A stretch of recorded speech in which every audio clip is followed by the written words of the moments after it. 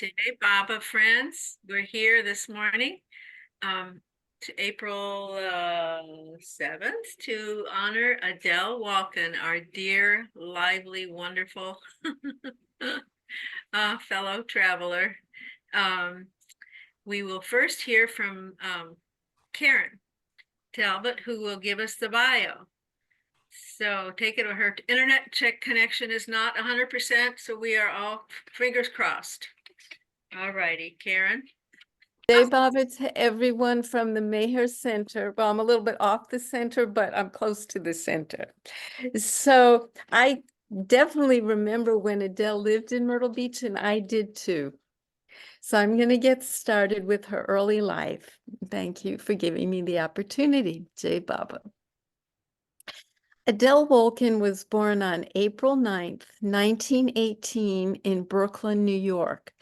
And it was just the time when they were celebrating the end of World War I. Her father was a pharmacist in Harlem. They called him Doc because at that time the people were too poor to see a doctor. In 1920, okay, one of her brothers was born in 1910. Then twin brothers were born in 1911. So she was the youngest in the family. As the children grew up, they each worked in the family drugstore. When it was time for the boys to go to college, the family moved to Iowa. They had relatives there, and tuition was much less expensive and was affordable. When they got there, her mother opened a boarding house. They stayed there for 5 years. And she received a bachelor's in 1935 in liberal arts from the College University in Iowa.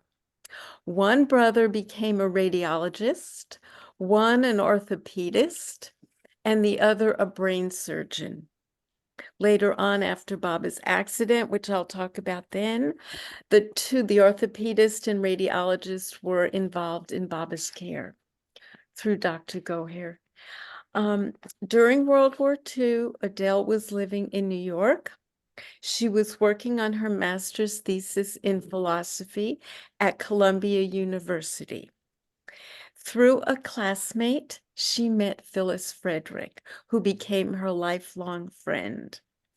Adele was so impressed with Phyllis's comments on philosophy, they became close friends. Through Phyllis, Adele was introduced to Eastern spirituality.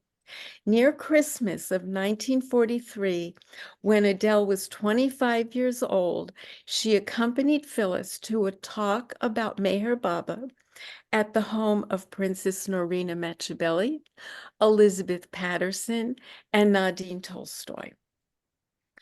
Adele was overtaken by a sense of unusual comfort and upliftment at the meeting. Some weeks later, Norina invited Phyllis and Adele to live with them in New York to help prepare for Meher Baba's upcoming visit. They lived with them from the end of 1943 until Norina and Elizabeth returned to India in 1947. When Nadine became ill, and also Norina, Adele cared for them. She cared for Nadine until Nadine passed away. This experience gave Adele the impetus to become a nurse. During this time, Adele distributed Norina's messages to as many as she could. And after Elizabeth and Norina left to go to India, they both moved to Spanish Harlem. Adele worked at a settlement house in New York and also a hospital in private duty. Phyllis and Adele received letters and directives from Baba once the women had left through the Winterfelds about keeping silence, fasting, saying prayers. Adele felt that even though Baba wasn't in their company, he was still with them. In 1952, Adele's first actual glimpse of Baba was early in the morning of April 20th, 1952. Baba was at Penn Central Station.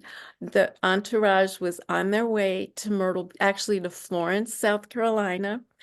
And she and Phyllis hid behind a pillar at the train station because they weren't supposed to go to see Baba and ask for interviews or anything like that. So Adele peeped to see what he looked like while Phyllis asked. In early May 1952, Phyllis and Adele were driven to Myrtle Beach with Fred and Ella Winterfeld. Phyllis and Adele spent a week on the center as Baba's guests. Baba was in seclusion for the first period of time, but at 10:30 on May 10th, Adele had her first interview with Baba. She and Phyllis asked him what they could do for him, and he replied to love. Adele never finished her master's thesis, but Baba said to her, "Don't worry, I am your master's thesis." One day, as they were about to enter Baba's house with him looking at them, he held up two fingers and indicated his heart. Baba said, "You have both been with me for ages. Nothing matters but love for God. Nothing is real but God." And he named them Phil Adele. On open day at the Maher Center, over 700 people came to the barn to see Baba. This was the 1952 visit. The Philadel's job was to see that after the people left the barn, because they were a little spacey, that they stayed on the path and didn't wander away. And during that visit, Dr. Goher was one of the women accompanying Baba. And Baba introduced Adele to Dr. Goher. They became lifelong friends. Dr. Goher would ask Adele send letters to send medical equipment, medications, vitamins, supplies, all sorts of things. So they had a very long and very important friendship. Then after they left the Maher Center, Baba and the women had that terrible accident in Prague, Oklahoma. Dr. Goher contacted Adele and asked if her two brothers, the radiologist and the orthopedist, could look at Baba's x-rays.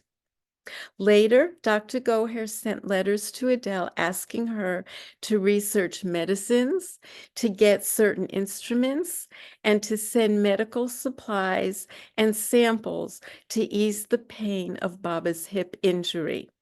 And again, this continued between Dr. Goher and Adele throughout the many years. Another person Adele cared for was Mildred Kyle, who had heard about Meher Baba from Nadine Tolstoy. Mildred's ashes after she passed were brought to India, and she is buried at near Baba's Samadhi on Upper Mehrabad Hill, where Baba's parents, Mira's mother, Nani, and others were buried. So she obviously was quite important to Meher Baba. Beginning in 1955, Adele became an assistant editor for The Awakener, a journal that Phyllis wrote and was devoted to Meher Baba. Adele participated in Meher Baba's 1956 and 1958 visits to the Meher Center. In 1956, and we saw this film last night at the center, she attended the dinner at Longchamp's restaurant in New York, and Adele, sure enough, just turned her head a bit, so we got to see how she looked in 1956. That same year, she attended Queens College in New York, which was associated with Queens General Hospital, and she received her nursing degrees. She became a chiropractic patient of Dr. Harry Kenmore, the blind chiropractor, who had met Baba in 1956. In 1957, she was the one who had become a patient of his and suggested that he go to India to alleviate Baba's hip joint pains. After seeing Baba at the center in 1958, Adele yearned to go to India. She also asked Baba if she could translate his words into Russian. And also, she was a good friend of Carrie Ben Shammai, and she also had some of Baba's words interpreted into Hebrew. In 1962, she attended the East-West gathering in Pune at Guru Prasad, and Baba asked her to bring some of those translations and some of his words that had been published. After the East-West gathering, and she did want to remain in India, for a few months she worked in the Wadia maternity home in Parel near Bombay.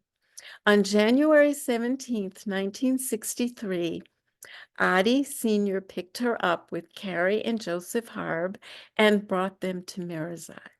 She met with Baba on January 19th, and during that meeting, Baba decided she should return to America, and he said to her, "You will serve my purpose best by working there." She took a train to Bombay and sailed from India on January 27th, 1963, and she became a whirlwind of help to Baba by spreading his words to others. When she returned, she continued to attend the Monday night Baba meetings at the Winterfells. She married George McEwen January 18th, 1965. They remained married until August 15th, 1975. When the Winterfelds moved to Myrtle Beach, Adele helped found Meher Baba House in New York with Bruce Hoffman. When Rick Chapman returned from India, Adele arranged speaking arrangements for him on college campuses, TV and radio stations, and doing things no one had ever done before all over New York. During this time, Adele continued to distribute library books and literature to many. And Jeff Wolverton told me on the center yesterday that when he was at Columbia, Adele would come visit him for lunch. And in 1968, there were lots of sit-ins and protests on the campus, and Columbia was shut down by the SDS students. Well, Adele came on campus with universal messages and other items, and she began distributing them. But then she was called to the president's office because I think she parked in the wrong place. But that was the least of his problems at that time. But just to show her enthusiasm and her love and her devotion to spreading Baba's words. She also became a Montessori teacher in preschool as well. She was licensed in New York. She received certification from the Little Flowers Montessori International 1973, and another accreditation from the American Montessori Society in Teaneck, New Jersey. When I lived in Myrtle Beach, she was actually working at the Montessori preschool owned by Uda Bowman, which some of you may remember. In 1977, she left Myrtle Beach and went to live near Filis, who had moved to Los Angeles to accept a position with Mattel in 1962. She moved to Redondo Beach, California. She became a very active member of the Avatar Meher Baba Center of Southern California and was a board member for quite some time. In 1998, she met Judy Mangold at the Los Angeles Sahavas, which they had each year. Judy was beginning her career as a caregiver and had just received or later received a CNA license. Judy used to visit Adele when Judy lived in Ojai. And then at one point in 2008, Adele had to move from her apartment in Redondo Beach. So she decided that it would be good to return to live in Myrtle Beach. And she became an integral member of that community. Judy Mangold moved also to Myrtle Beach, and her main desire at that point was to care for Adele. And when Adele needed help later on, Judy, for many years, became her caregiver and took excellent, perfect care of Adele. In the fall of 2015, Adele's health declined rapidly. She was admitted to Mercy Care Hospice. She passed away on December 21st, 2015. Jai Baba. Thank you, Karen. Thank you. Wonderful, thorough story. Thank you so much. I also want to just share that the information that I have, some of it came from Tony Zois's Meher Baba travel site. There was a article that Judy Mangold, Korean, and others, Irma Shepherd wrote, and also that Karina Page sent me a number of documents. So that's where, oh, Irma's on here. Irma, if there's anything that wasn't correct, please let me know. But I'm going to say Jai Baba because we are on the center. We leave on Tuesday morning, and it's my last chance to go to Baba's house. So love you all. Jai Meher Baba. All right, off to Baba. Yep. Thank you, Karen. Jai Baba. Jai Baba. All right, Ruthie has a video for us now.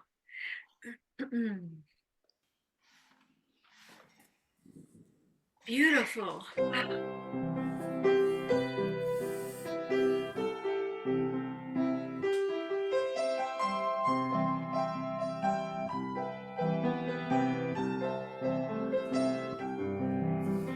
Baba's Adele, under the spell of the God-man, such great stories to tell, for she did serve him so well. Scholar, teacher, nurse, and great friend, sharing Baba's love to the end. Baba's Adele, wasn't she swell? Baba's Adele, in the sweet care of Lord Mayor, just floating on air, with divine grace very rare, for she made him a home in her heart, from the beloved never to part. Baba's Adele, wasn't she swell? There is nothing else that compares to a life lived only for Mayhem. In New York, India, Myrtle Beach, and LA, Adele worked for Meher Baba night and day.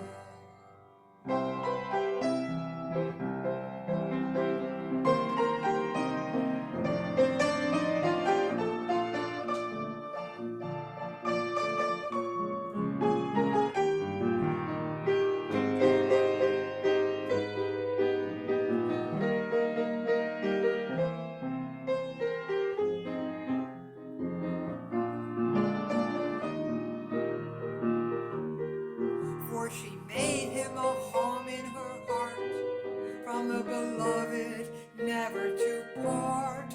Baba's Adele, wasn't she swell? Baba's Adele, Baba's Adele.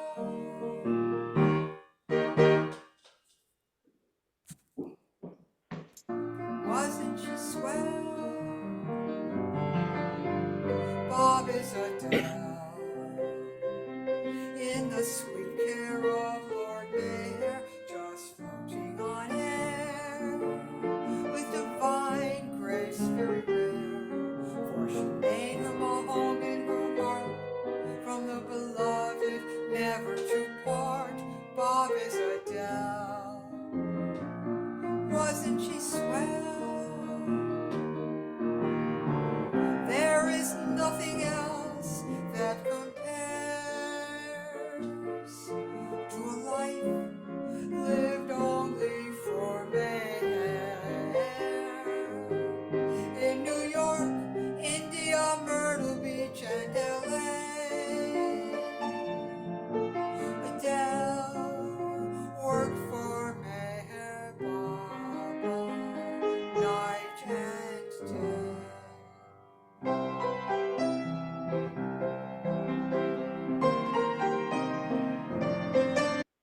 Thank you, Ruthie. That was beautiful. Boy, does that bring her back. Oh, that's what it's intended to do. She and Baba. Thank you, Betty. Absolutely.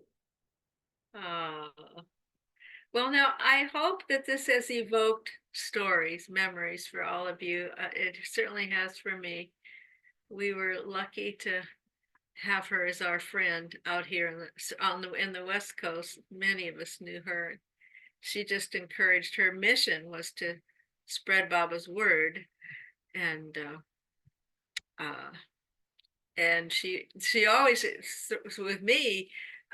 Anytime I did any if I, service was her huge focus, and I always got a gold star from Adele when I did childcare for many years, and at LA Sahavas, and she just thought that was wonderful. And she would she would always come down to visit the kids, and she said she always wanted to help. I'm coming right back, she said. I'm going to help you. And I knew I knew I knew it wouldn't manifest. She was always kind of flitting about and wanting to help in so many situations, and her dear heart was so willing, but I knew I probably wouldn't see her again that at that time. So do we have any folks who'd like to share? Raise hands.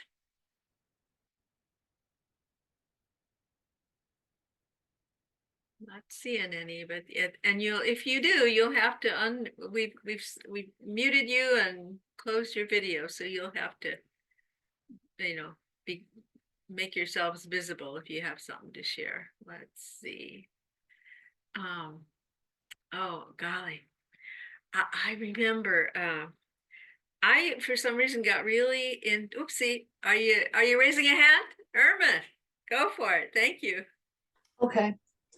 So I knew Adele first in Los Angeles at my very first Baba meeting on Friday, June 13th, 1980. I stepped into the meeting hall. Fred Stankus was doing something funny. They were all laughing. I took a seat towards the back. And after a few minutes, Adele came in with 3 or 4 bags, and she settled herself 2 rows ahead of me, but there was no one between us. And then suddenly she turned around, looked at me with her beautiful blue eyes, and asked me a question as if I would know. Okay, that was the beginning. My husband and I saw Adele many times in LA. We took her to Catalina Island, we took her to Ojai, and maybe her brother, who was the orthopedic surgeon, lived in Tucson, where we had lived for many years. And so she would come at Christmas time to visit him, and we would get to see her then too. Then there's this, all right. In 2013, Carl and I were on the Heartland pilgrimage. We started from Charlotte, North Carolina, and in 2 vans, 15 people drove to Prague and then came back to the center. At the center, we had a meeting of all of us with Adele as our guest in the original kitchen area, and I sat next to her. We held hands. And as we did that, I was feeling so happy, such love. And Adele started to talk about something, and then she lost her train of thought, and someone said this or that, and so on. She started on something else. And I was aware that it didn't matter to me what she said or whether she stayed on topic or anything like that.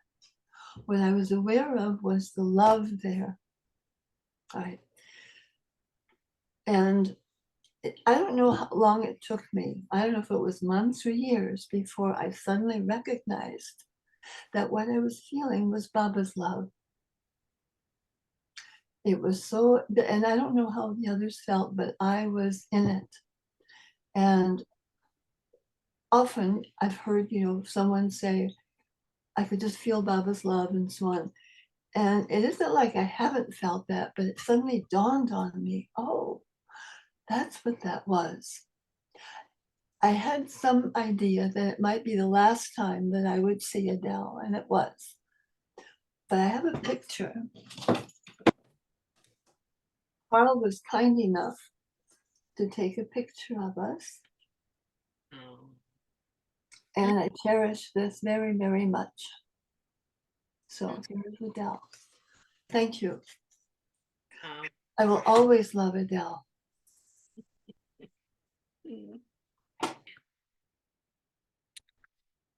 Um, I remember what, Betty, I'll share a little bit if you want. yes, please, thank you. Um, get back to my, so dear, oh, Adele is, Irma got it right. She's just so full of love. And a cheerleader for Baba is how I think of Adele. But, and I'll speak more about Adele. I'll give a couple, in Karen, in her beautiful bio, mentioned that she cared. She mentioned several people that Adele took care of, and one of those being Mildred Kyle. And very few people know, and even Karen had, no details about Mildred Kyle besides the fact that she's buried up there with Baba's parents, the closest women Mandali to him on the hill. So I'm just going to say a few words about Mildred Kyle and then back to dear Adele. And Mildred Kyle actually lived in Seattle, which is where I'm from. And she was the head of the Theosophical Society for 40 years, many of those years before she knew of Baba. And then she came and recognized him as the avatar of the age. And off the top of my head, I'm not remembering a lot of details, but she was an integral part of the small but very active Baba community in Seattle in the 40s and 50s. Another member of which was now my mind's going blank. Warren Healy. Warren Healy, who published the Meher Baba journals, which who published the Awakener magazine from the beginning of that in 1953 onwards. Anyway, we had a very strong community of a few people that were very close to Baba and did a great deal of work for him over the years here. But back to Adele. So I had the good fortune to know her over many decades, actually, from my time in California in Berkeley, starting in '69, and she would occasionally come up and talk to our Seattle or our Berkeley group there. And then when I moved up to Seattle, I would go down to the LA Sahavas. Computer? And of course, she was a big part of the LA Sahavas at that, always. And she was just so full of love and enthusiasm for Baba. And it was so delightful to have someone of our, like an older generation that had been with Baba. Um, Says that the host is muted. By the way, you're visible. Betty, can you mute Shelley now? If at any rate, yeah, it was wonderful to be with her when I was a kid in Baba. And then later, when I had the good fortune to live and attempt to serve at Mehrabad, one of the main things I did was be Dr. Ann's assistant. And of course, she had all her medical years as a nurse. And she was so supportive, so enthusiastic about the medical work that we were doing both in Arrangown Village and at Mayor Hospital on Mehrabad property and so forth. And she was just a constant delight, really a cheerleader.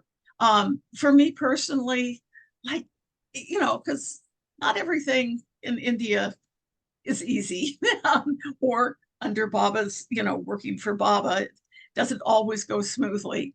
And she was just a great loving support. And then in the later years, when I finished what I call my India years and came back to Seattle, I would go to Myrtle Beach each year, and she was, you know, residing there. And I took whatever opportunities I had to ask her to share her stories of life with Baba, of her experiences and so forth. And she was so generous in sharing so much. But then I remember the very final time I went out and visited her at Judy's place outside of Myrtle Beach itself. And she was in her bed and wasn't able to, you know, get up, and we usually would walk outside in the garden and so forth. And she wanted to know, I had just recently finished working for several years on Khorshed's biography, Fortunate to Love Him. And she wanted to hear about Khorshed. And so it was my one opportunity when I could give back to her after all of these years of her lovingly sharing her stories and so forth. And I spent the afternoon sitting on her bed next to her and sharing about Khorshed's love for Mayor Baba and his love for her and so forth. And it was such a very sweet time that was kind of, I knew intuitively that it would be my last opportunity to be with her. And Baba made it very special. It was just the three of us, Adele, me, and Mayor Baba, and maybe a little bit of Khorshed also. But it was really, I hold her so close to my heart. And I smile when I think of her. You know, that's just, and I bet everybody that ever knew Adele at all, a smile comes on their face when they think of her. And her love and enthusiasm for Mayor Baba. Jai Baba. Thank you. Thank you, Judy. What a wonderful memory. That's, yeah. I think we can all relate. She was your best friend, especially if we're going to do work for Baba. And medical work in particular, you know, being a nurse, because I'm not a trained nurse, but Baba put me to work taking care of so many of his dear ones at Mehrabad, and you know, and the people of Arrangown and whatever was needed. But so she related to me on, as if I were actually a nurse, which of course I didn't get trained in, but that doesn't matter with Baba. Thanks so much, Judy. Shelley, you're back. Well, I had to sign out and in 3 times to get this to work. I don't know what happened. Anyway, I'm not going to say a lot, but I live in New York City. And when I first came to Baba in the early 70s, I was just a kid. And I had just heard about Baba. And the person who told me about Baba didn't tell me much, except that I knew other Baba lovers through this person. And I was very drawn to them. So drawn to all those Baba lovers that it made me want to check this out. So I went to Meher Baba House in New York City. And at that time, it was on West 4th Street in the Village. And it wasn't a meeting day, but I didn't know that. People would come and open up most days of the week. And you could just go there and look at all the pictures and think about Baba and read books. And Adele was there. She was the first person I saw. And there were only 1 or 2 other people there at the time. And since I was brand new, she asked me how I'd heard about Baba. And of course, I told her. And, she wanted to know a little bit about me. And she just amazed me. I didn't know anything about her really at the time, but just her presence was so strong, and her love, she just oozed that love of somebody who I would realize later loved Baba so dearly. And we were very fortunate at that time to have people like Adele.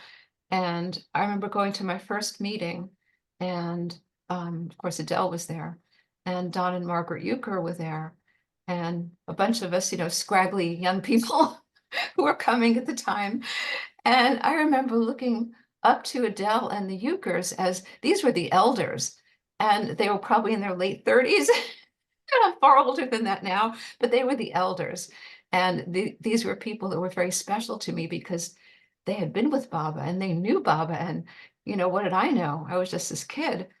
And so I fell in love with all of them. And I quickly decided that, and the first time I walked into Baba House, this is the day that there wasn't a meeting. And the first thing I picked up was discourses. I didn't know anything about any of the books. And I picked up discourses and started reading. And I just had that experience that Baba was who he said he was. It just hit me just through the readings. And I started attending the meetings regularly and got myself signed up to open up 1 night a week. And, it was a little thing that I did every week. But, it's like we said, any service, no matter how small, was something that Adele appreciated. And that's my beginning. And then she moved to Myrtle Beach, but we were blessed in New York because we had so many people that had met Baba there. And yeah, I feel very fortunate. And that's really it. Jai Baba. Thanks, Shelley. So nice to hear about those early times. Mm-hmm. Yeah, Special. we were blessed, weren't we, as young ones? Yes. Hi. Any other hands? Any other folks? I'm sorry I missed the beginning, but when I went to the calendar first before I went to visit, and the calendar doesn't have this meeting now. It quickly, it got removed because Ruthie's not feeling well, and then I got, it should have been put back on. I asked it. Yeah, sorry about Fine. that. I'm Yeah, sorry I missed what you folks had to say. it's recorded. You'll have a chance. Oh, that's right. Oh, good. Karen gave a beautiful bio, and Ruthie did a lovely screenshot. Oh my gosh, that video. Beautiful young Adele. So yeah. Great. I met Adele, I think the first time. I was in New York in 72. And in the summer of 72, I was just kind of wandering around the world without really having any kind of a link to the world very much. But I went to Baba house there and sat down, and she came and sat right down next to me and introduced herself and started talking to me and asking me about who I was and stuff. And from that moment, I always had a close seeming relationship with Adele without really putting much effort into it at all. It was just, I think it was mostly her efforts to, and whatever, there was a nice chemistry of brotherly and sisterly love for Baba that was there, even though she was not quite my mother's age, but almost. None of those things seemed to matter back in those early times. It was so wonderful for these young people like myself to feel comfortable being in this relationship with older people. I mean, we had older relatives, used to hang out with older relatives to some extent, but we didn't really talk about important things. At least I don't remember talking about important things. I always say, if I'm going to tell my story of how I came to Baba, I always start out with the idea that nobody ever talked to me seriously about God until after I was out of college. I mean, it just wasn't there. And then when I heard about it, it was like, what? This is a serious thing, this is a real thing. And then I caught fire. But I loved what Adele had to offer so many people. I mean, she was just had so much energy to give, so much loving energy to give. So I can't think of any specific stories. I think Lisa, if she was around, she could probably tell you stories of being around Adele. Oh, one time Adele, well, this is just a little personal thing, but when I was on the center in Myrtle Beach in the 70s, or like 75, I think, Josephine Esther Ross came for the first time to the center, and she had met Baba at Harmon on the Hudson in 31, but she had never gotten to the center. So she took the bus to the center by herself. And so we were meeting her, and she was quite a character. And one day she read some of her poetry at the reading room. And I was quite taken with her poetry because it was very simple, and there was a lot of rhyming in it. I think all of her poems were rhymed poetry. And I know Bob Brown had already taken one or two of those poems and created songs from them. And I was on the lookout for lyrics for songs because I was really into creating songs, and I had more tunes, I think, in my mind than I did words. So I went up to her, and she was getting in Adele's car, and Adele was going to drive her back to the center. And I said, well, I don't know, somehow either Adele said it or she said it. Oh, get in the car. We're gonna go back to the center. And in the meantime, she gave me her book of poetry, which I had quite a good time putting, maybe about a dozen of those poems into tunes, which I still like to sing. So Adele was that's just, it was a giving thing that she said, okay, come in the car. We're all, one big family. Josephine was probably she was older than Adele, that's for sure. But just, it was a special thing. I'm hoping that, and I know there must be some young people that can be open to what the other folks, the older folks have to offer, because we all have something to offer. I mean, the younger folks have stuff to offer to us as well. But there seems to be a cultural situation that is limiting that, or and that's too bad. But maybe Baba will solve that, and maybe we'll just have to put up with it for a while, and then it'll change. Anyway, if I think of something else, I'll mention it. Thanks, Ron. It's Yeah, wonderful. There's so many of us who knew Adele. It's so someone else? Oh, it's Rosalie and Jonathan who are. How about you? She's asking you. No, I just remembered that it was on today. I just saw it and I had intended to be. So I'll see what I. Okie doke. I'm sure there's something there. We'll come back to you. Thanks. Yeah. Okay. I really got to know her when we moved very briefly to LA, and she would I would need a ride out to the to where at Filis's, where Filis's meetings were. I remember she driving with Adele was an adventure. At that time, she drove pretty slowly there on the freeways.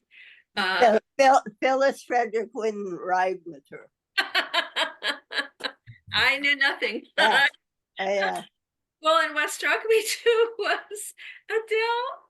She really never had any money. She lived in subsidized housing, a beautiful little cottage there on a hillside, but and and she made sure that I knew I had to chip in for gas when I went, which was fine.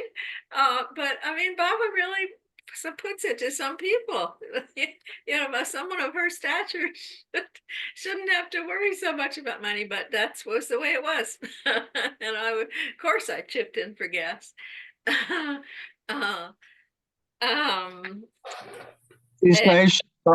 did she drive on the freeway? Slow or fast? What? Slow and not, it is kind of jerky, not maybe not looking as Remember what Baba said, Adele? He said, Adele reminds me of Monty. Oh, really? Monty's story of learning to drive. Oh, yeah, How right. Monty could drive better in reverse, and she had this guy that was giving her a driving test if she could do it in reverse. Yeah, she passed She could drive going backwards and she could frontwards. Right. Yeah, I remember that story. That's funny that the fact that she said, when Baba said it reminded her of money, of course she thought he said money. And the fact that she had money problems, that's kind of put another interesting slant on that story I hadn't thought of. No, and Elizabeth would say, "No money," because she was giving her driver lessons. I guess sometimes you will have to go forward. She learned to back up, and then she impressed this very judicious, man to get her license. And she so impressed him. He says, "I want you to back up between those two trees over there." And she did a zip. And then she did it, and he was like all smiles. He thought, like the Red Sea parted, But, Adele was a scary driver, though,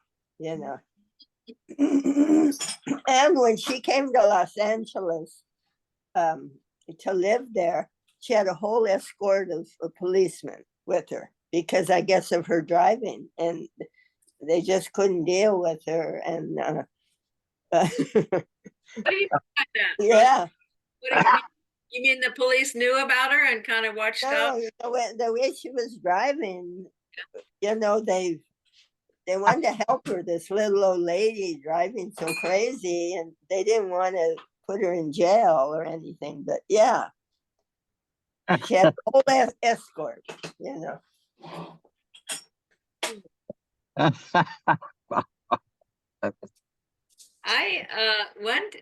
Like I said, she really encouraged service, and so I said too that when I would be down with the kids, and she would always come and say, "Oh, it was just so wonderful." And I was doing Baba's gonna come and help me, but she had many places to go and things to do, and I would never I wouldn't see her. I'd never see her again. She was busy. She was a Montessori teacher. Yeah. She was Right. certified. Yeah. One thing I remember about Adele, was when you go into her home, she wanted to feed you, and she would start picking one thing after another onto the table for you to eat. And it was so wonderful. Scattered, would you say scattered? I would say yeah. Yeah, definitely. I say I have a random access brain, and I think she did too. Anything could happen. My wife Lisa told me that Adele just happened to be talking to her when she was living in New York in the 50s, that she would go, volunteer to go to the hospital and go to the ward where they kept the preemie babies, the ones that were just gonna be there for a while and until they got a little bit bigger, and she would hold them, and she would say Baba's name to them. Oh, wow. Or sing Baba's name. And it just so happened that that's when Lisa was born as a premature baby in 55. And so we don't know for sure, but maybe she had an opportunity to hear Baba's name from Adele. She would like to think maybe that was that had happened. That's my story. I remember Adele would have certain kids that were like her proteges, people that she took a special interest in. And I know there's one story early on about I think she was involved with some kind of social work, and there was a family, folks, if you remember any of the story, chime in, that she knew about. And I think there was one child in the family that she took a special interest, that it was a hard luck kind of situation. And this one kid this was in New York, that she kind of helped out of poverty in some way. Maybe it was money, or made sure that he went to a school or something like that. And I remember later on in LA, there was at least one kid that I knew about that she took a very special interest in this kid and made sure that because I think she had a real compassion for people that were off the beaten track, and there was a lot that went on there with her and people, her encouragement, her work with them, just on day to day. She was kind. She had that certain kindness. Yeah. And she also was wonderful with children. I went to her Montessori class in Myrtle Beach, and she let me perform there. But I loved to see her with children. She was just wonderful with them. It was like just special.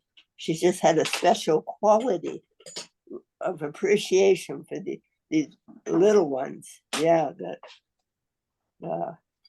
Irma, you got a hand up. Well, I'm not Irma. Hi, Carl. Hello, everyone. Jay Baba. I've been sort of listening in the background part-time. Auntie Adele, she told me to call her Auntie Adele because I felt like one of her nephews or something.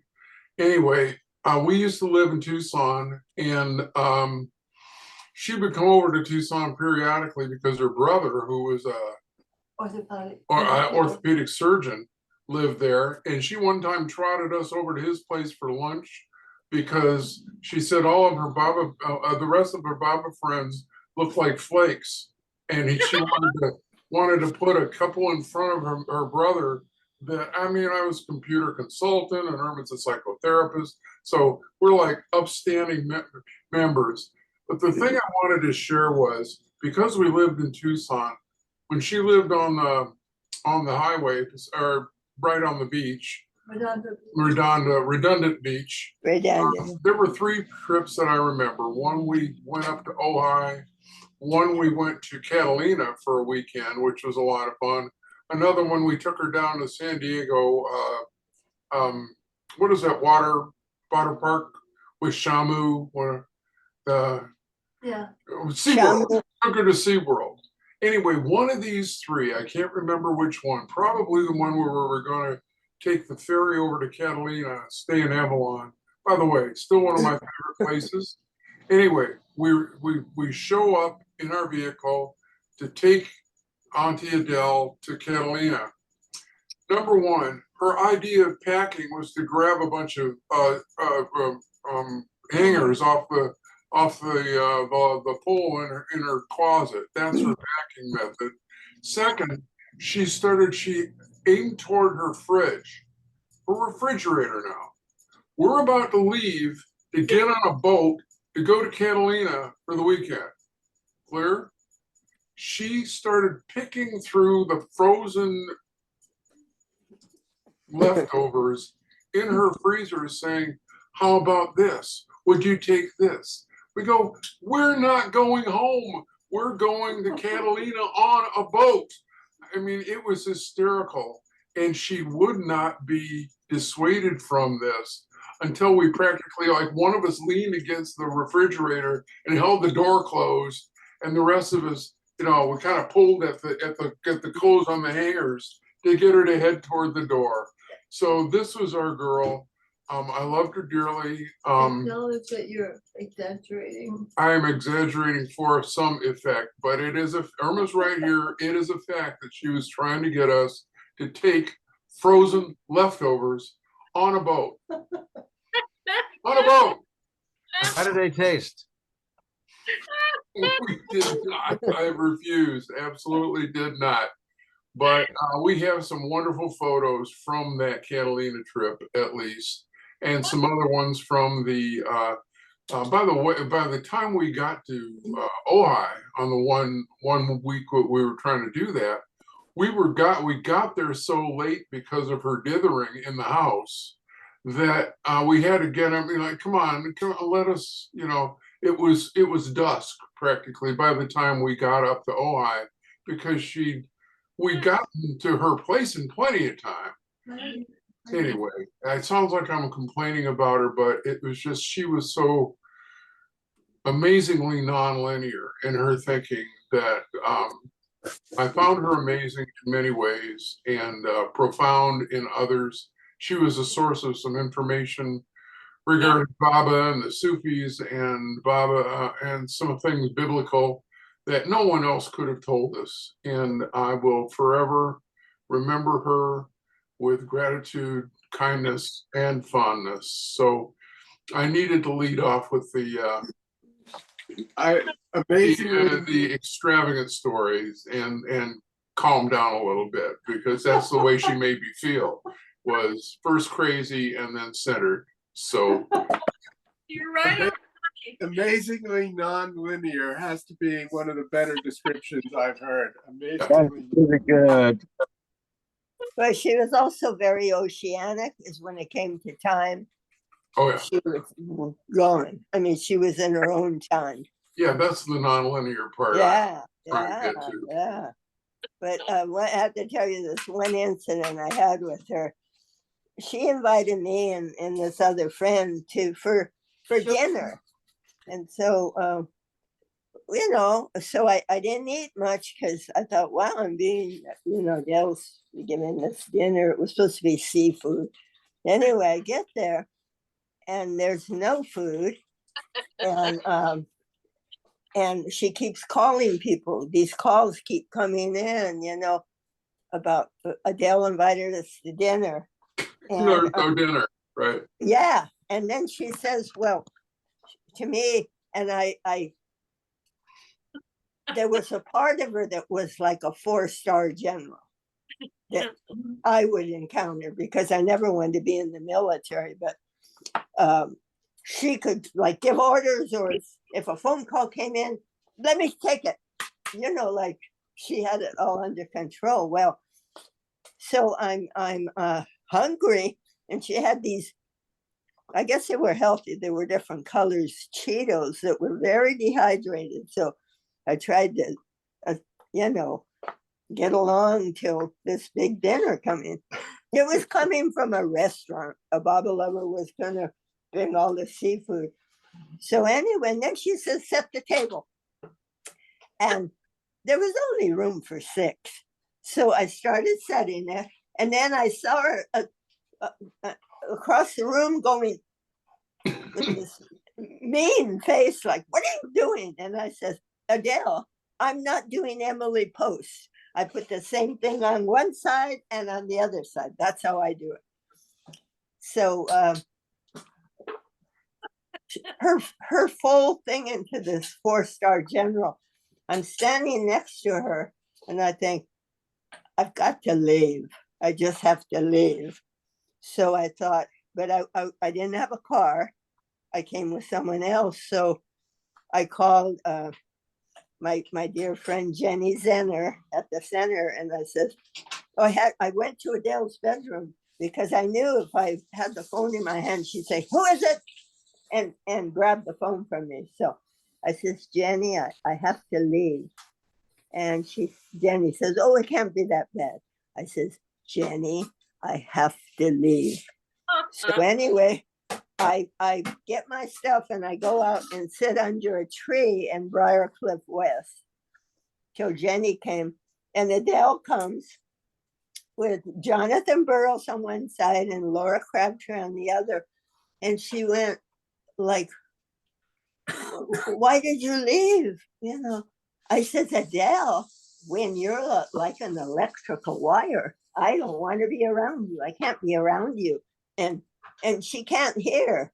And so Jonathan has to repeat it. He says that you're like an electrical wire. And so finally, I just kept sitting under the tree and I got my ride. But she wrote a beautiful apology letter to me, you know.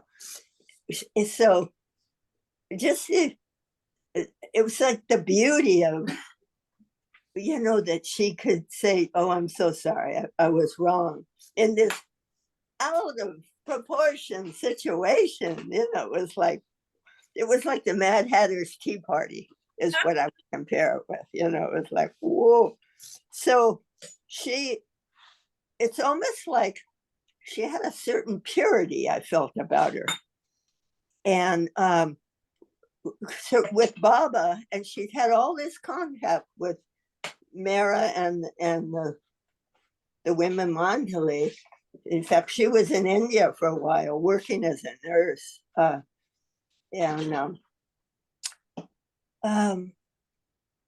Yeah, I just have to say, I just valued her, but when she moved to Myrtle Beach where I was living, my solar plexus went, you know, like butterflies, like, uh-oh. And, you know, I could see why. She had lived with Norina and Elizabeth and Nadine, and she was helpful with Nadine, you know, because Nadine was physically going down. And see what? And also Narina. Oh, and Narina. Well, Baba pointed out that Narina came back. So Adele knew, you know, he's a young man. He's even been on the board here at Myrtle Beach. He doesn't go back to that lifetime. You know what I mean? He's very in the present, which is so beautiful. That for me was such an incredible lesson. You know, he doesn't go back to that life. It's like whatever Baba has us do in whatever life is what we need to do. And that's a blessing to know that, because you may not like whatever the karma is, whatever you want to call it, however your life is going, but it's your life for Baba, you know. So that was a real lesson to me. And I loved doing things with Merwan and his family that, in fact, Erich's uncle, Nashawan Mama, one day he, out of the blue, he says to me, you know, Norina lives down the road. And I've been very, very into the 40 messages and, you know, Baba speaking to Norina. And I says, well, I'd like to meet him. He was 16 years old. He came, we met, we were like friends. And, but he doesn't go to that lifetime. And it's so beautiful. Marwan Mehta she's talking about. Yeah, Merwan Mehta. He was on the board for a couple of years. And Nadine incidentally had ALS, Lou Gehrig's disease. That's very debilitating. And I think that's how Adele got into nursing, because of taking care of Nadine. Hey, how you doing? Yeah. Ralph, you've got a hand up. I think that Adele did become a certified registered nurse, I think. Yeah. Oh, yeah. Know what? Rosie kind of covered the points I was going to make. That nothing unique in contrast to Rosalie. Though I had less contact with Adele, but any contact I ever had was dynamic. Yeah. And leave me boiling mad. Yes. I mean, really well outside my emotional comfort zone. Yeah. And I thought, you know, this is good. Retrospect, maybe a day, maybe some hours, maybe a day, maybe a week later, maybe a year later.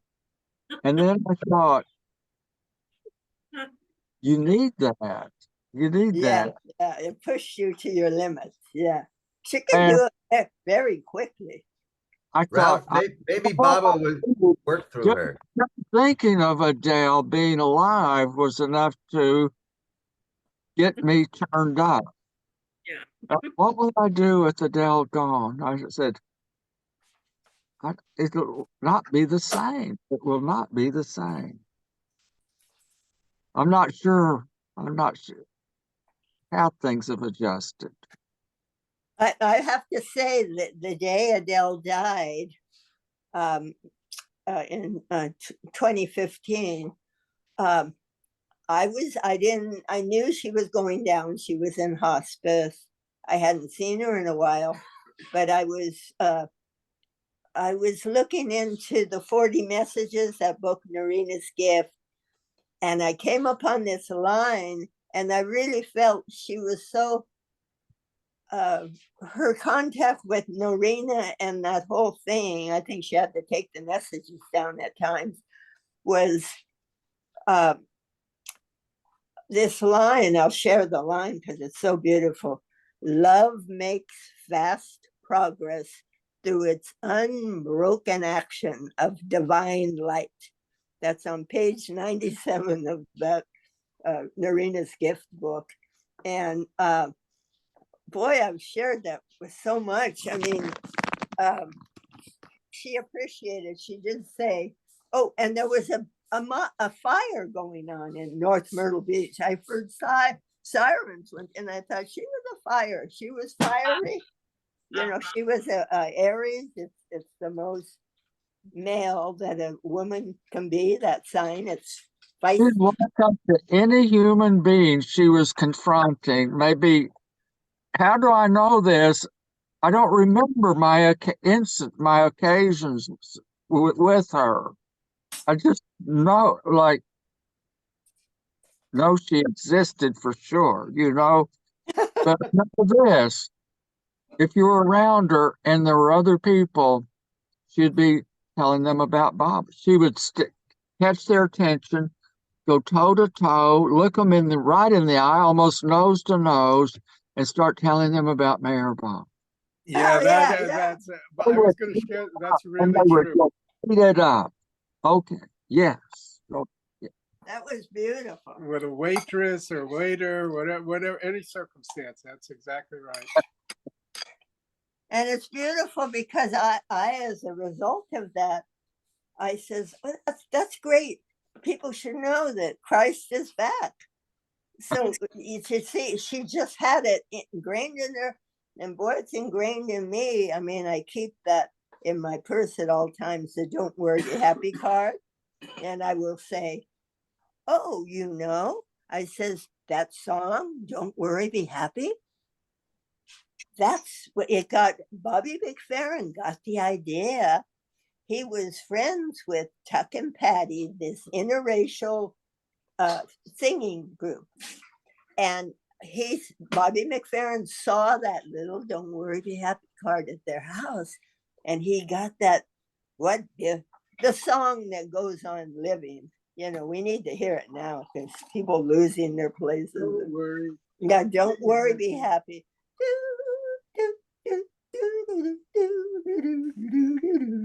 That was a great song. And, so I pulled that out of my purse, and it's so non-threatening, no matter what they do with it. I even gave it to Milton Berle one time. And I said, he was like the father of television. And, he was in burlesque, and he kind of that put down stand-up comedy. I gave it to him and I says, you see this, Milton? I says, this helped me when it was very hard for me to laugh. And he took the picture and he looked right down and he says, yeah. He says, it is funny. And he says, shall I keep it? I said, if you want to. He stuck it in his pocket. And I have to say, when he walked away, he had comic energy. I'm just very attuned with comic energy. I saw him when I was caretaking the center in Little Santa Monica 7 years later. And he remembered, but I wanted to know what he did with the card. So he saw me. He was giving a free workshop, comedy, and he saw me and he says, we've met before. And I was, down below at a table. I says, yes, we have met. He says, you were wearing the same dress 40 years ago. You had that put down comedy. So when his presentation was over, people were after his autograph, but I wanted to know what he did with that card, if you remember. So when it subsided, the last autograph, I held the card up and I says, yes, we have met before. And the man totally lost it. He says, who is it? Because I'd never said Baba's name. Who is it? Like, in that business, people keep a cap on themselves, I said, that's Meher Baba. And he took the picture and put it in his pocket. And I took a picture. If I had a handy, I'd show it to you. I look like I'm related to him, but he definitely took that picture in. I don't know if he ever looked at it, but he did look at the time. He went, yes, it is funny. And then he was gone. He was on the other side a year or two later. 1 year later, he died. So I thought, oh, I did him a good favor. Anyway, got off track, but it is kind of funny. Irma, you had a hand up.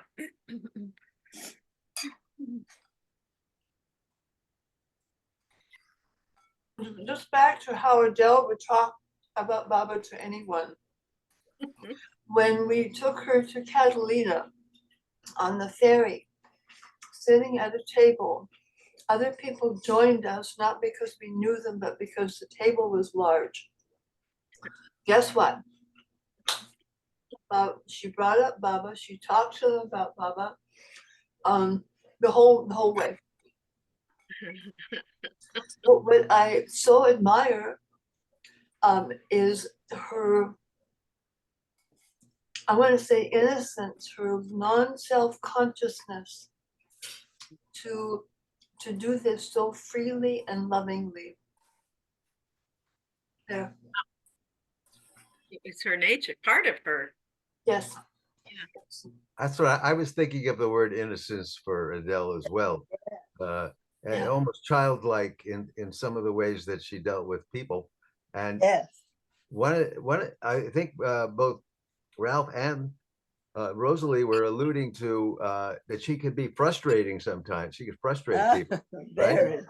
And it reminded me of this, you know, how Baba might be working through someone who was able to do that in an innocent way, right? So it reminded me of a story. I got together last night with Jack Harako, and we were telling all kinds of stories and anecdotes about, you know, it was just like hours of anecdotes and stories.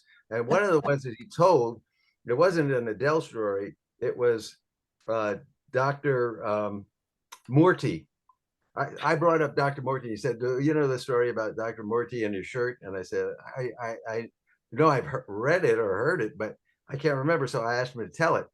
And so Morty came into Baba's company, and Baba looked at him, and he go, well, I don't know. He went like this. He was pointing at his shirt and said, where did you get that? You know, who picked that out for you or something like that? What, that's a terrible color for you. Why do you do that? And anyhow, he didn't really have much to say about it. But the next day that he came during this particular visit, he had a different color shirt on. I think the same kind, but different color. And Baba said the same thing to him. Where did you get that? Who did somebody pick that out for you?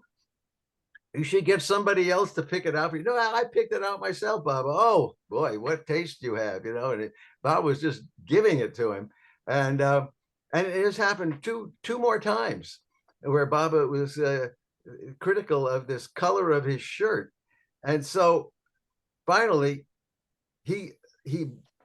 Morty just got so frustrated and aggravated. He said, and he yelled out, and he said, "Well, what should I do about it, Baba?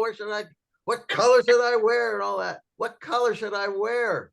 And Baba said, "You're wearing it now. That's the color right there."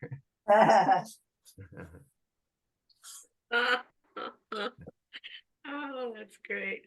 I have to say, Adele was definitely a trigger, and I think I've gotten as mad at her as with anyone in my life, you know.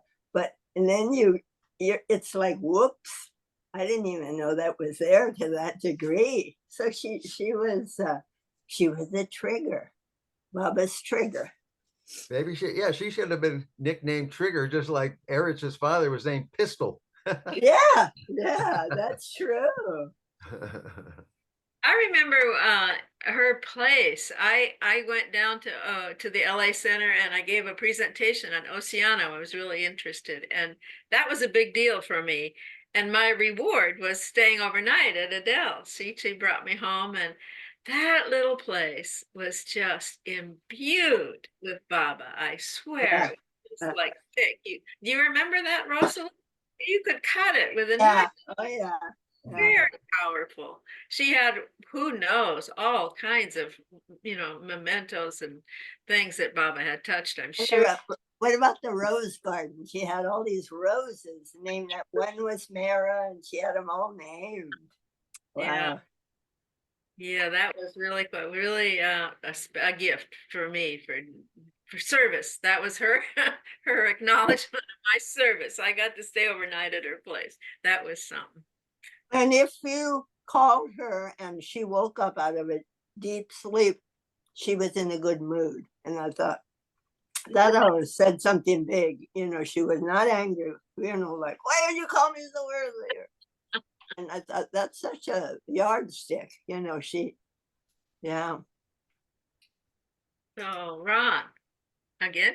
Oh, no, I didn't lower it. I didn't have anything. All right. Right. And Irma, you were acknowledging too. You had that feeling about her place? Mm. Sorry, it's your breakfast time or lunch. She was Or she had that medical connection with Goldhair. She would send her things that she medical supplies. Yeah. Irma, you're muted, by the way, if you wanted to say something. Thank you. Thank you. I'm sorry. Yes. Adele told us once that she had asked Baba about Judas. And I was very interested in what she told us that Baba said, that Jesus had worked through Judas. Okay. So that what Judas did was by Jesus' will. And that afterwards, that he gave Judas God realization. All right. And it was around a short time after that I saw in the newspaper an announcement that the Gospel of Judas had just been published. And somehow that struck me deeply.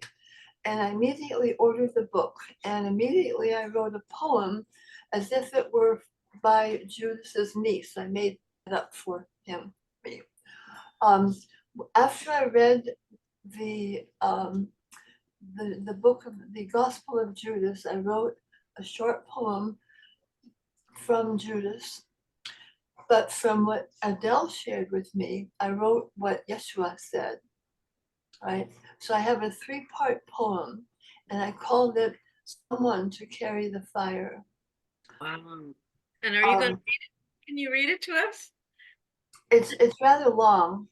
It's a little long. It's okay. Can I just add something that Jesus, he gave, Judas was under orders to betray Jesus. And he was, Baba said he was the only one that could do it. And if you remember in Imampur, and that, they were supposed to strike Baba, they had trouble striking him. When you're under orders, you had to do it. But Judas felt so bad that he took his life. I mean, so the story goes. I would imagine it's true. Yeah. And if you like, I would read it. Yeah, I'd love it. Love it. Yeah. It'd be maybe a nice way to end. Yeah. Someone to carry the fire. Judas.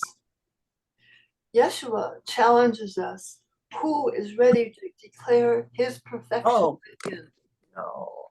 My heart. Oh my God. My heartbeat beats toward him, but his eyes blaze so I cannot meet them. His hand on my arm, he draws me aside to hear alone the mystery of which he is master. Prophets must have kindled my infant fingertips, for despite dreams of the other stoning me, I burn to please him. Judas, his wife presses into me. You will surpass them all. You will hand over this form that clothes me, but you will grieve to your marrow. Then, lighthearted, he points to a radiant veil in the heavens. See how your star outdistances the rest? I taste the silence, the wild behind his eyes. I surrender to this blessedness. I am taken up. Yeshua. Only Judas stepped forward when I asked who among them was capable of knowing me. And even he could not look square into my eyes. So I took him under a veil, turned the key, as myself acted through him, had him speak to the elders. I who arranged the chief priests to arrive at Gethsemane. I who made him kiss my cheek. Dear beloved Judas, the veil dissolved, he was left in horror of what he'd been made to do. It could not be helped. Despite my own trials then, I knew how the youngsters tormented him, how he cast the silver from his hand. His every breath scorched, he staggered as the wind howled into his heart. Home nowhere, he found his only refuge to swing from a hollow branch, alone under the hissing stars. This my mercy for his good service. Afterward, his name was a rose upon my lips, my tongue. I kept him with me, his everlasting reward. Someone had to carry the fire. Judah's niece. I remember still the shame they flung at us. Afterwards, throwing stones at our house, a slop on our doorstep, calling us vermin to our names, to our faces. On the second day, Father kept us from the well and said we had to leave our lifelong home. I think Mary really knew. She came, talked in hushed tones with Father in the back room. Afterward, he said the Magdalene couldn't do much, so opposed by the remaining 11, jealous still of secrets Yeshua had told her in close communion. I was only 7 then, Judah's favorite niece. I remember how the day before Passover, he came, called me to his knee, his grave tone strange. Always remember, he said to me, holding my face between his hands, his eyes sober yet shining in a way I'd never seen before. Always remember to honor our beloved Yeshua, no matter what happens.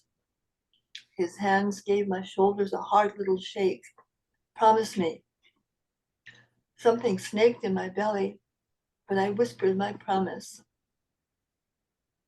The news reached us some days later. Horror shredded my heart. Yeshua crucified, my uncle's betrayal. It wasn't for the silver, Father told us. He threw that away. One day, perhaps you'll understand, a hard task to prove his love. My dear uncle gone from me. They said he would rot in hell, but Mary assured us that night we left the village. Do not despair. God loves our Judas and what he has done. From village to farther village we fled, and again the hot words followed us like evil bees. Even so, I felt the stern hand of Judas upon me, a command to keep his secret. At last, a hamlet in the mountains where Mother could keep her pots on the hearth. Father took out parchments and ink, began to write. I am 81 now, and all this I clearly remember.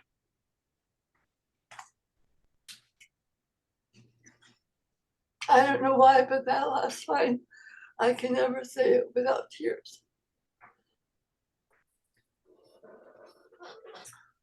Oh, Thank you, Grandma. That was lovely. This whole afternoon or evening, or I guess it's morning still, maybe, has been as wide ranging and and kind of spontaneous as Adele was. Adele was kind of a maverick in it. It's wonderful to have everybody's reminiscence. yes, thank you, thank you. I wanna share that line again of Baba speaking to Narina that has gotten so much mileage with me. So wonderful. Love makes fast progress through its unbroken action of divine light.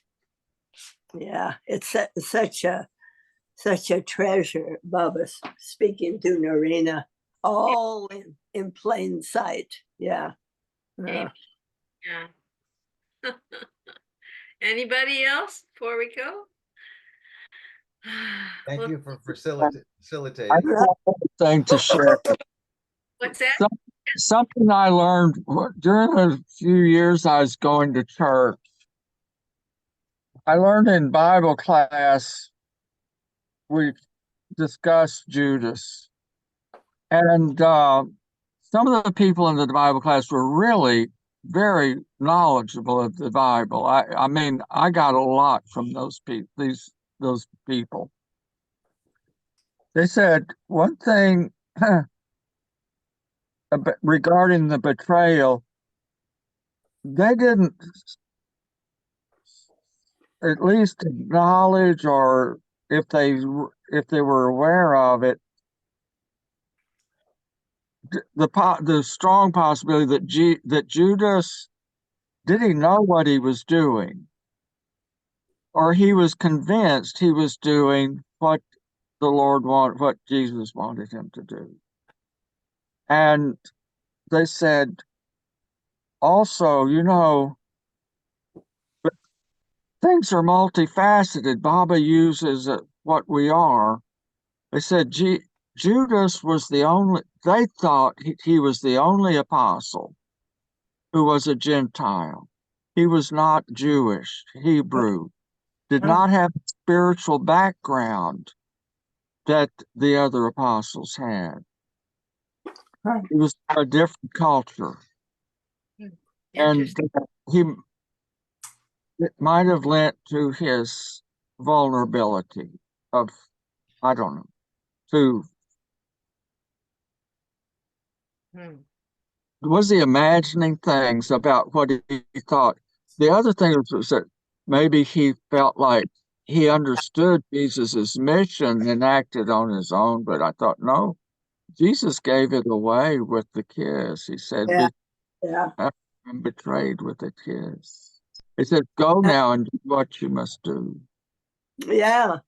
So he was under orders, but Baba did say at some point, because I heard it and it was like music to my ears, because I always felt bad for Judas, because Christ comes for all of us to take on everything from us, our burden. So how could any one person be the person? He represented all of us betraying, by our daily lives, whatever. Yeah. But Baba said he's the only one that could do it. He was under orders. There's a comparable thing in the life of Rama and the opposing Ravana who's kidnapped Sita. He's always made out as the bad, this bad guy, but he was actually quite evolved spiritually. And I've forgotten the circumstances, but he knew that he had to be killed by the Lord and in order to gain realization. And so in order to create that scenario, he kidnapped Sita and to provoke the war. And then eventually he was shot through the heart by Rama's arrow to gain realization. So it's a different context, but a similar story. Wow.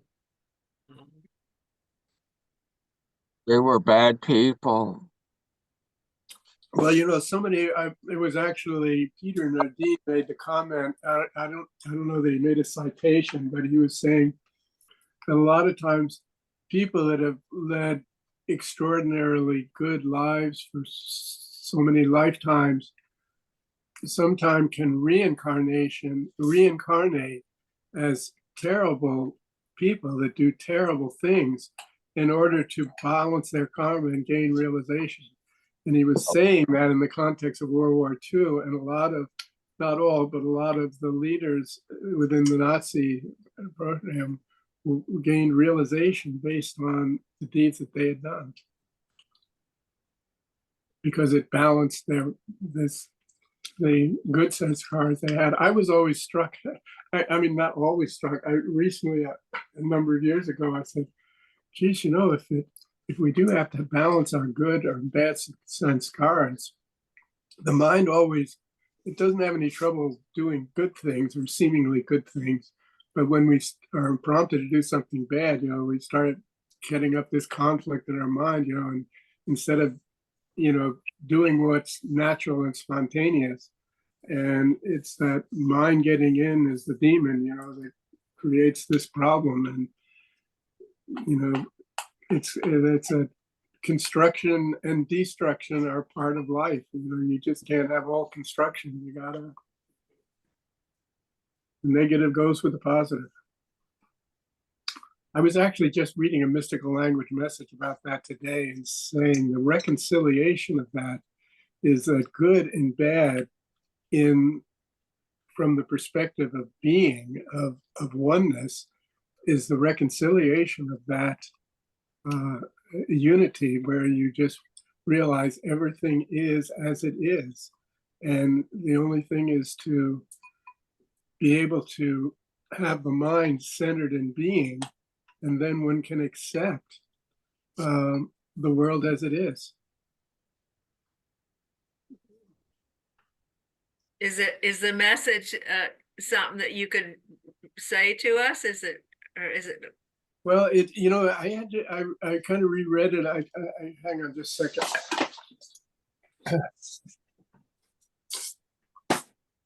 He's going to get up. I say with Adele, Adele lived her life as she lived it. She was totally into service for Baba. But when she would give a talk about Baba, she was a nervous wreck. She had all these books and falling and papers flying. And so finally they would get someone to ask her questions because she had all this incredible, really precious knowledge from being around Baba. And, but yeah. Can you guys turn your screen so we can see Jonathan too? Yeah. So they, Thanks. I guess I don't need to be, I'm getting over a cold. It's the talk, it's printed in the Mayor Baba journals. And it's right after, there's four articles titled Mystical Life. And then this one is called The Good and Bad in Mysticism. And it starts, the problem of life as it is to be realized in the spirit. One of the things I say, you know, you kind of, I can reread it, but sometimes you kind of have to let the intellect go trying to understand each one, you know, because but understanding does come as you read them. This is to say, to realize is to know and to feel the true meaning. It is to feel the real sense of things, and to see the real sense of things is to see the true real order in the sense. The sense of things is far deeper than the intellect can understand. The true sense of things is to see, to know, to feel, and to see in self. That's all caps self. Self is to see in the realm of being.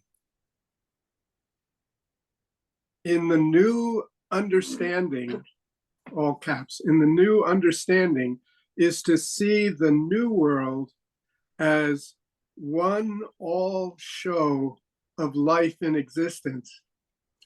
This is to say, one all show of life in existence is to know how in the world man has to be real good, real happy. The state of mind of the world of today as it is to make through the mind the real experience of bad.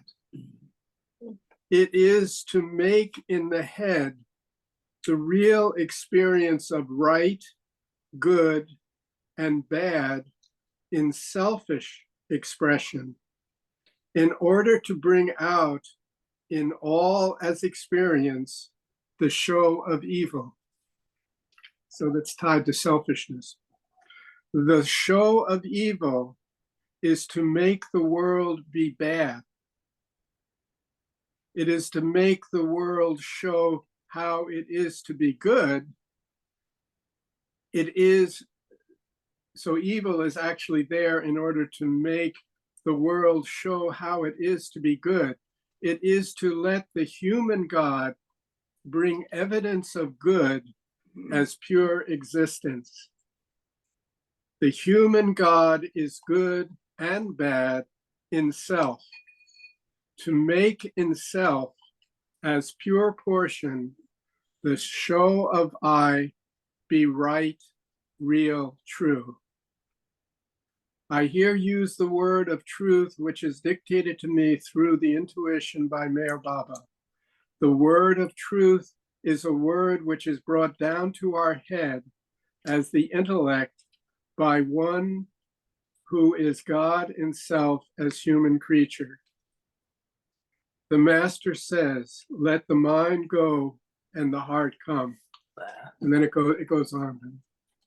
Wow. It's all, yeah, it's amazing. Yeah, not much. Thank you. Okay.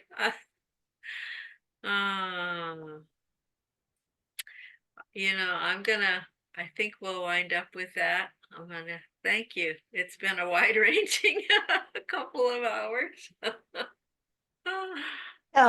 Shall we sing that? Be you, be real, be one. It's great. Yeah. Yeah. You and Jonathan? This is one of the lines in the mystical language that Scott McCaig, who had been put on the trail of Narina's these messages by Adi K. Ryan in 1970. And so it's short. Say what it is. So it's be you, be real, be one.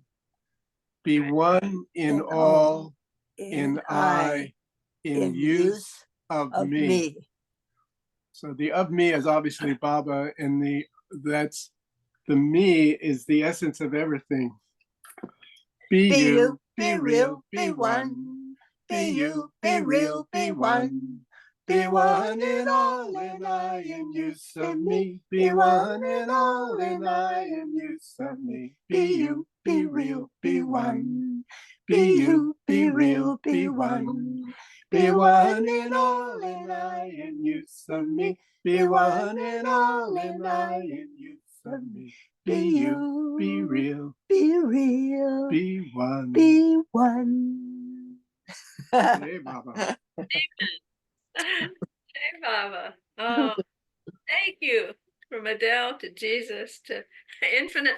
I've been kind of itching to say this. It's actually about Merwan, who Baba said was near in his past life. Adele was always after him to come out of because he just didn't want to deal with it. And so he comes to, I think, her 90th birthday party. And so it's big gathering, and she says, Merwan, we want you to tell about, I forgot how she phrased the question about being Narina. And Marina and Merwan, without dropping it, he said, well, actually, Adele, I'd like to find what it's like to meet Narina in another body. He put it right back on her. Oh, say it again. He said, I would like for you to tell how it is to meet Narina in another body. I have to tell you this funny thing. Adele was after Merwan when she found out he was Narina to come to our Sahabas. And so he finally went to Era. She says, this crazy woman, she won't leave me alone. She wants me to come and talk about Narina. And so I guess Eric says, well, maybe you better go. But he just wouldn't go there. And that's so beautiful to me because, who wouldn't like a 5-star life, of Baba speaking to them? But it's like whatever Baba gives you to do. And for Adele, she was very Adele, no doubt about it. She did Adele really well. So he didn't go? He did not go? He did go, but he didn't go there as far as aligning with what she wanted him to say. No. someone asked him if he had any experience of being Norina, and he said, absolutely not. Yeah, he said his purpose in this life is just to, it's like a vacation, I guess, you know. He just has the responsibility of his family. And they have such a beautiful family Yeah. life in terms of their freedom of expression. They have two children, both just finished college and are now starting working.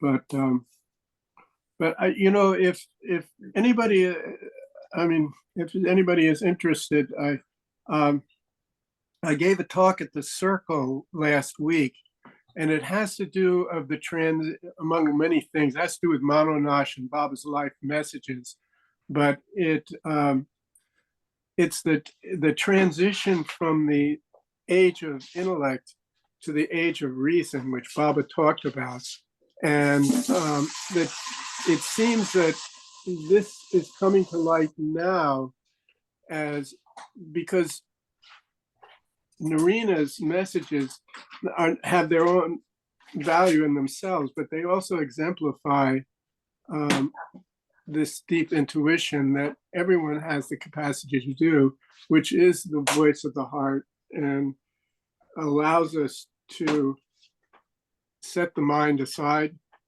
and rest in those things that give us a sense of calm, of peace, of oneness. That's the direction to go in, and particularly in these times, because these times have really illustrating the bankruptcy of logic and reason to make any sense of what's going on, and that by virtue of that opens up looking inward to the value of the intuition and heart and oneness. So I think you said transition from the reason to intuition. That's what, right? Intellect. Yeah. He actually describes in the discourses and also in other places the transition from sense to reason, and then the transition from reason to intuition. Okay, yeah. Okay, and that's on the Circle of Friends. It would be a Yeah. If you go on the Avatar Mayor Baba Circle of Friends, you'll see it there. yeah. Well, thank you, It John. includes there are many things that come to light from Baba, like infinite intelligence. It was down in the Godam all these years. And then at the time it comes up. In the course of working on this, I came across an article that was written in 1952, and it was in plain sight, but nobody saw it until it came to light now, and that's also in the talk, and it's very powerful, very powerful. What's it called? Or do you remember? It's actually called "Who Is Your Neighbor?" And it's about Mayor Baba's visit to the center. But it has incredible creds to it. You'll see in the talk. In the talk. All right. Thank you, Jonathan. That's great. All right. Good thing to leave us with. A treasure hunt. Yes, a treasure. All right. Avatar, Mayor Baba. Avatar, Mayor Baba.